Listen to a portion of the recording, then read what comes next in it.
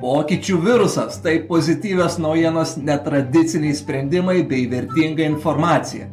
Jeigu tau atsibodo kiekvieną dieną vaikščioti po naujienų portalus vien tam, kad galėtum paskaitinėti, kaip protingi dėdės gražiuose kostiumuose diskutuoja apie tavo teisės ir pareigas, jeigu neturi jokio noro skaityti apie įvykius Lietuvoje ir pasaulyje, kurie arba tau neturi jokios reikšmės, arba dėl kurių tu paprasčiausiai negali nieko padaryti, tikiu, kad pataikai ten, kur reikia.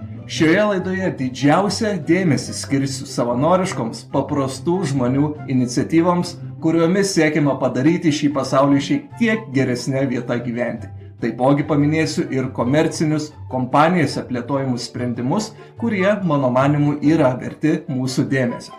Jeigu iš manęs išgirsi kažką, kas tau pasirodys svarbu, įdomu, vertinga, prašau pasidalink žinia apie šią laidą su savo draugais ir pažįstamais. Dėkoju iš anksto bei linkiu tau geriausios dienos.